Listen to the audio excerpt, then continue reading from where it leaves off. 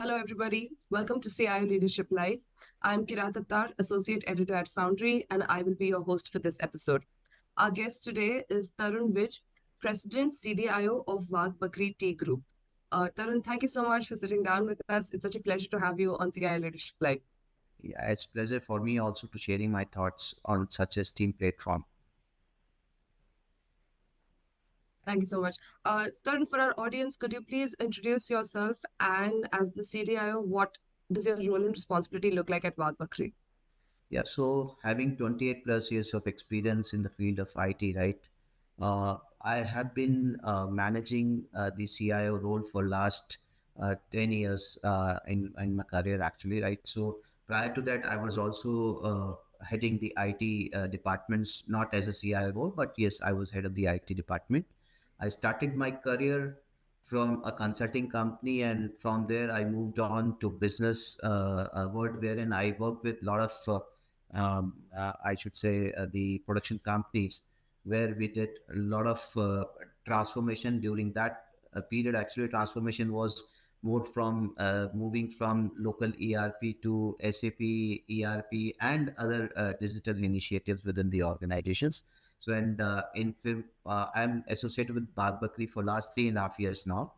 And in my journey, we have created a roadmap for the organization wherein we can do the digital transformation, because it is a very, very old conventional organization, 100 plus years of basically Yeah. old organization.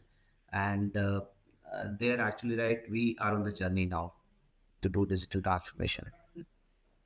Thank you so much for that introduction, sir, and a great segue into my first question, because that is also something that I'm curious about, as is our audience. What digital transformation will look like in an organization that has been around for over a century. So, what has digital transformation been like, the journey? How has it impacted the tea industry, and particularly at the Wagh Bakri Tea Group? And is there any specific example that you can think of the way technology has optimized operations, or it has enhanced or given a new aspect to customer service? So yes, there are several examples. So let me give you a brief that how we started this journey.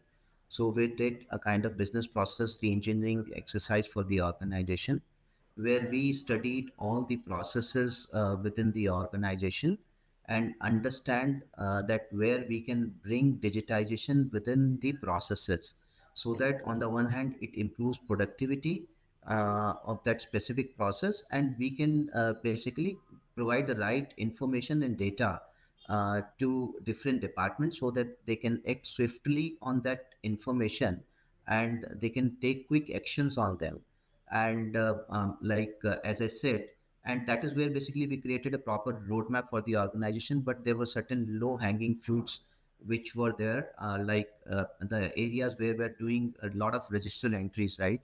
I replaced all those register entries with the digitized tab, right? So in our industry, tea industry, right? So when we source a tea, so there are several aspects of that, right? Because like in Biography, Yeah.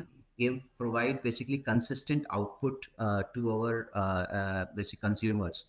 When it comes to tea flavor, we have got different brands like Bagh we have got Good Morning, we have got Mili, we have got Navchetan, right? Each and every Oh, specific brand is having a separate taste and color, right?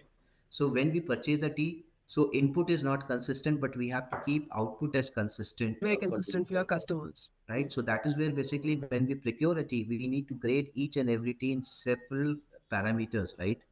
And those parameters are very, very critical when you blend the tea, when you procure the tea. And that is where all those things were happening basically outside the system, right? And Yeah. that is where we brought all those things within the system. So now it has speed up the process. The way we procure, it provides the handy data to my procurement team, so that they know that what kind of tea they are going to purchase and what time, at what price they purchase it during their last purchase, right? And what garden was offering with what price at last time, and what is being offered right now. It's then. And similarly, basically, we taste tea in basically CTSP formats: color, taste, smell, and briskness, right? And that is where all those parameters are now digitized, and it helps Mm. basically in production also, and it helps in procurement also. Thank you so much for that very detailed response. Actually, a good insight into the way tea is procured and the streamlining. Because tea is something that's a part of our life every day. But I don't think our thought really goes towards where this cup of tea is coming from. So that's actually great. Very interesting trivia almost for me as well. So to come to one of the newest entrants in the digital transformation space, which has industries all up in a frenzy, is artificial intelligence. And I would really like to know how artificial intelligence has affected Bagh Bakri's strategic decisions, whether it is procurement, whether it is marketing, whether it is enhancement of your processes or online purchases. So could you give an insight into how AI, combined with the data that you already have of your legions of customers, has helped in improving product quality or market reach? See, the thing is that, as I said, digital transformation is a journey, right? So, to be very honest, uh, we are basically in phase of this AI implementation in this procurement as well as in the blending thing. So that is where basically whatever product. So the thing is, there are two ways of basically adopting the technologies, right? Either you develop a technology, right, or you use consume products which are already AI enabled, right? So that is where basically, like, from this wherever possible, like in the security we are using AI to a greater extent, right? But however, we are moving to a new edge ERP, which is SAP Rise, right?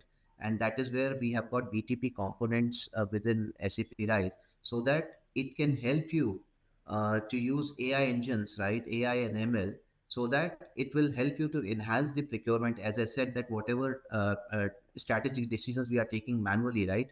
We want system to propose us basically the best price, what best price we can procure the tea, right? And when so the thing is, we are procuring tea from different gardens, right? So there's a blend cost, and so In what will be the optimized blend cost, so that without impacting the quality of the tea, we are able to optimize the blend cost, right?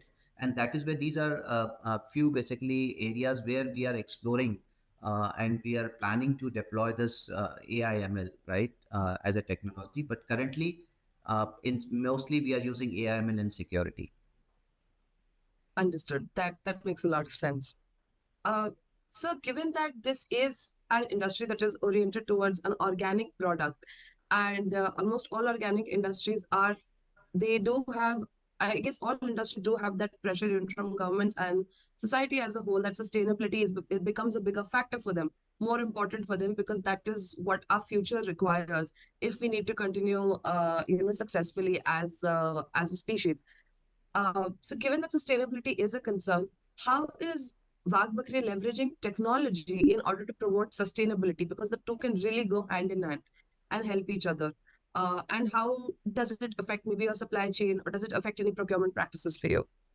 So tea basically is a kind of commodity, I should say. There are a lot of challenges are there. So challenges are because the thing is that where we are sourcing the tea, right? So they're actually, right, we don't know that how and from which garden we are going to source the tea, right?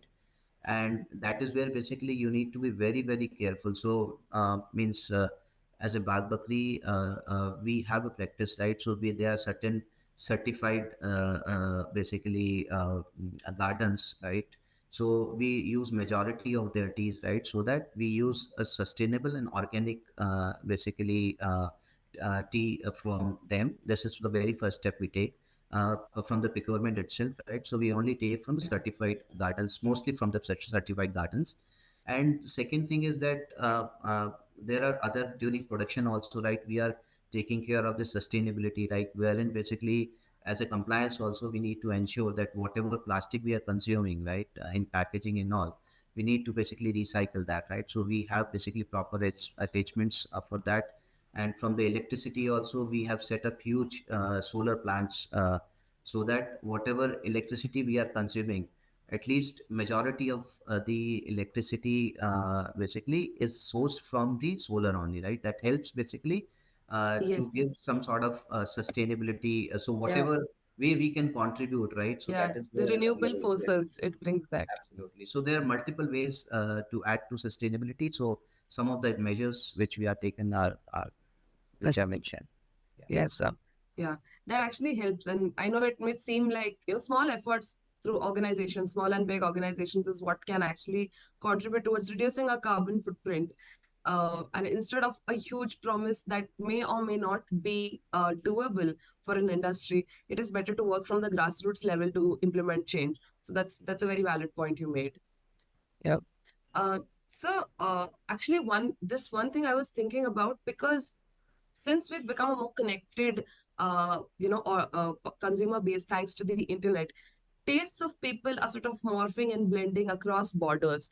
Tea used to be something, a very cherished beverage in India, but now tea is extremely popular in the West, and there are all these different variants of tea that are available, and they're undergoing a change as people become more health conscious.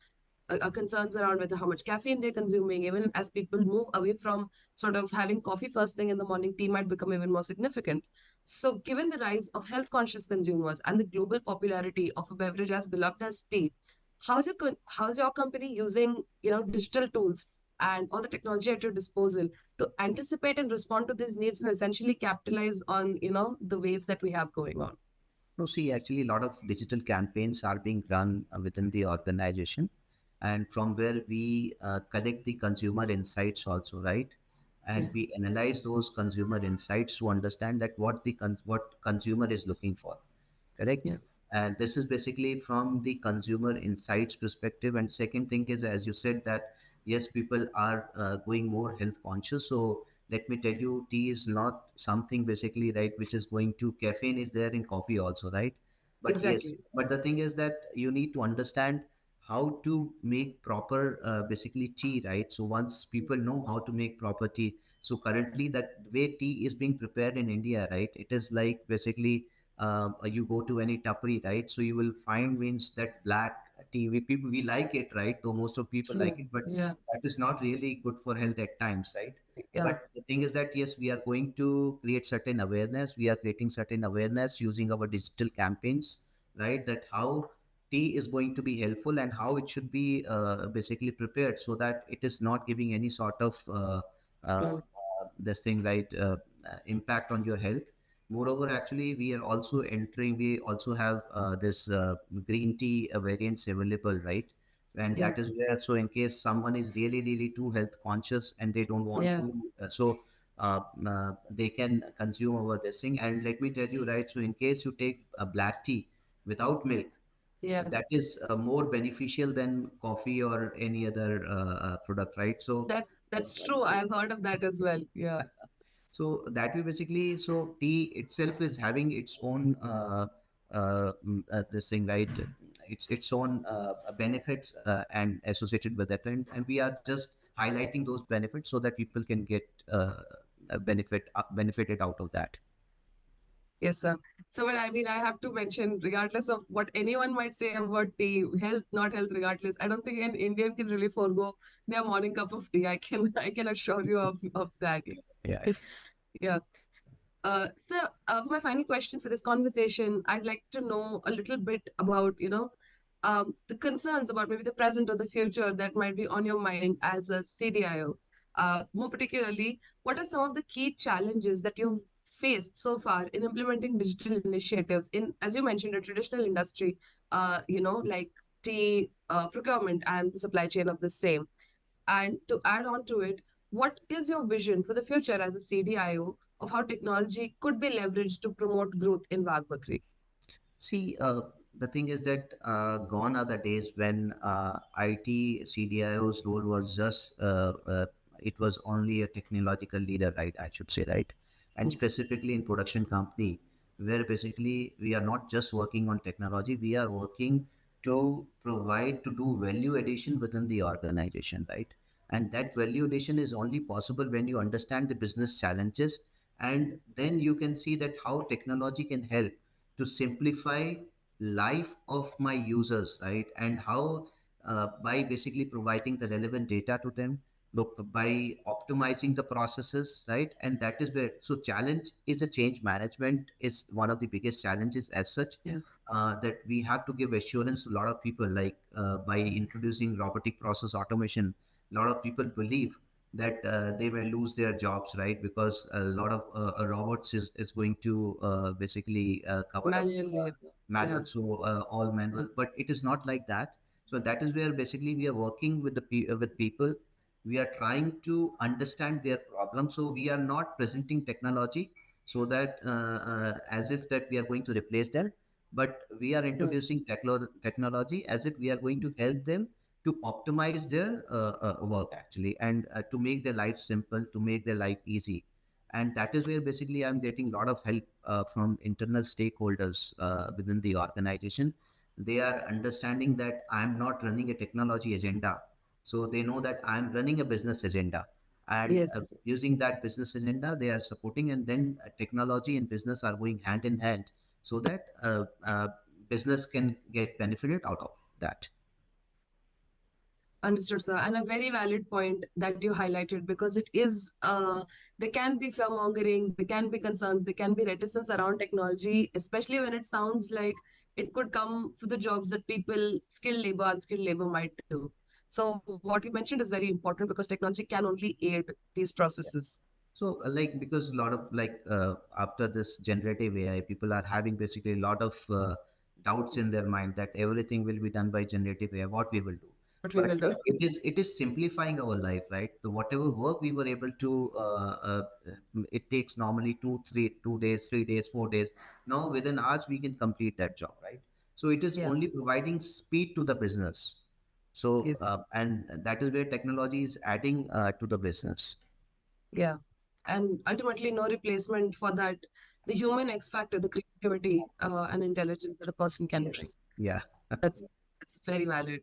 It's very valid. That's, and actually that brings me to the end of this interview, Tarun.